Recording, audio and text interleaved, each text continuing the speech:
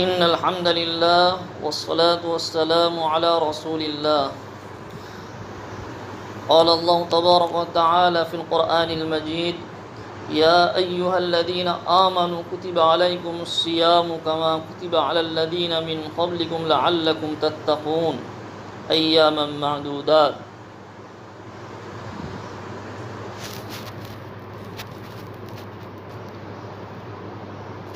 یہ رمضان کا مہینہ چل رہا ہے اور ہم کو معلوم ہے کہ بہت سارے روزے گزر گئے ہیں، آدھا رمضان یعنی گزر گیا ہے۔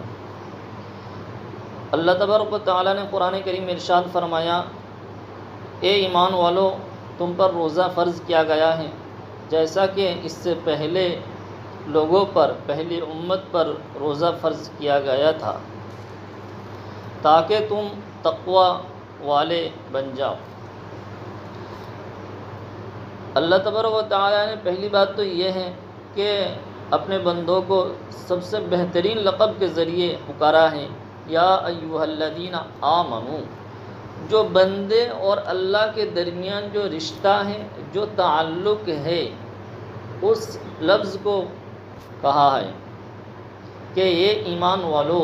ایمان کے ذریعے انسان بندے اور اس کے خالق و مالک اور رازق سے رشتہ جڑتا ہے، تو جو سب سے بہترین لفظ تھا اس کو پکارا ہے، اس کے ذریعے پکارا ہے۔ جیسا کہ مثال دی جاتی ہے کہ باپ کا بیٹا ہو اور وہ بڑے پروفیسر ہو، ڈاکٹر ہو اور بہت سارے اس کے القاب ہو، بہت ساری ڈگریاں اس کے پاس ہو، لیکن باپ کو ان تمام ڈگریوں کے ذریعے پکارنے میں وہ مزہ نہیں آتا ہے، اچھا نہیں لگتا ہے، اتنی محبت نہیں ہوتی ہے جتنی محبت بیٹے پکارنے میں ہوتا ہے۔ تو اسی لیے اللہ تبارک و تعالیٰ نے اپنے بندے کو سب سے بہترین لفظ یا ایھا الذین آمنوا، ایمان کے لفظ کے ذریعے پکارا ہے۔ پھر کہا ہے کتب علیکم الصیام، تم پر روزہ فرض کیا گیا ہے۔ تو اگر فرمانبردار انسان ہو، بندہ ہو، تو پہلے ہی یہ سوچ لیتا ہے کہ بھئی ہم کو بول دے بس ہم مان لیں گے، اللہ کا کہنا پر ہمارا ماننا بس۔ جو اچھے انسان ہوتا ہے، جو بہترین انسان ہوتا ہے، تو اسے ہی مان لیتا ہے کہ اللہ تبارک و تعالیٰ نے ہم کو حکم دیا ہے، بس ہم اس کو خوشی کے ساتھ، رغبت کے ساتھ، شوق کے ساتھ اس کو ہم انجام دیں گے۔